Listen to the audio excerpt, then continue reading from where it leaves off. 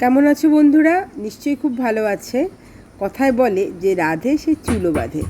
Actual কখনো কখনো এমন সিচুয়েশন আমাদের এসে পড়ে যখন আমরা বিজ্ঞানের দেওয়া বিভিন্ন অবদানকে ভুলে পুরোনো দিনে মা ঠাকুমার আমলে ফিরে যাই।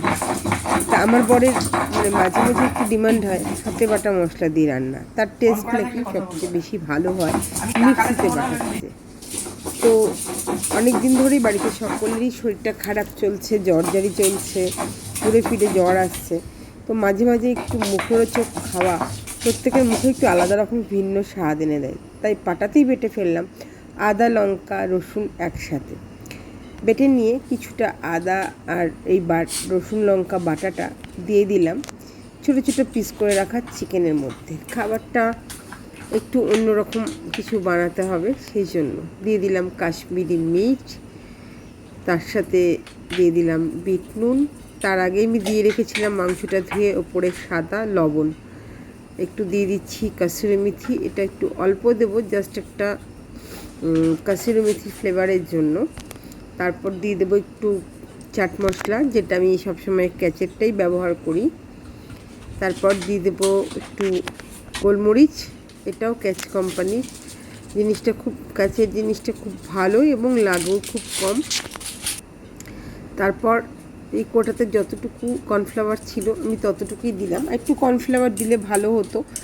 আর আমি বেশি ওপরের কোটিংটা চাই না, পিওর মাংস দিয়ে করি, যেতে ঘরও করি, কিন্তু টেস্টটা খুব ভালো করার চেষ্টা করি।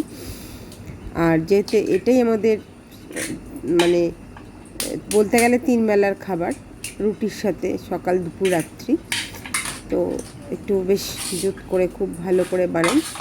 এটাকে ম্যারিনেশনে করে রেখে দিয়ে ডিম দিলাম তার মধ্যে দিয়ে, এবং সেটাকে আমি খুব অল্প তেলের মধ্যে সবগুলোকে ভালো করে ভেজে নিলাম।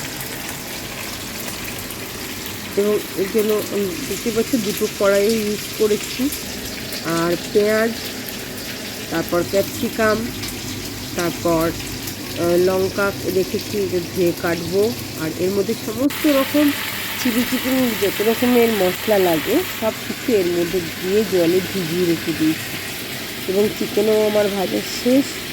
তো আমি এবার একটা কড়াইয়ের মধ্যে সমস্ত তেলের মধ্যে কিছুটা এর মধ্যে যেটা দিয়েছি সেটা আদা রসুন লঙ্কা বাটাটাও এখানে এর মধ্যে কিছুটা দিয়েছি। দিয়ে ভালো করে আমি একটু পেঁয়াজ আর ক্যাপসিকামটা ভাজি, আমার কাঁচা কাঁচা ভালো লাগে না, তাই ভেজে পুরোটা দিয়েছি। দিয়ে ফুটে ওঠার পরে ওর মধ্যে আমি চিকেনগুলো দিয়ে দিয়েছি।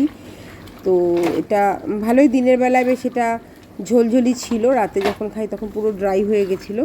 আর এটা যেহেতু রুটি দিয়ে খাওয়া হয়েছে, আমরা বাঙালি কিন্তু রুটি আমাদের ভাত খেতে হবে এরকম কোনো ব্যাপার নেই। তো মাঝে মাঝে এরকম মুখ টেস্ট চেঞ্জ করার জন্য রান্না করাই যেতে পারে, কি বন্ধুরা?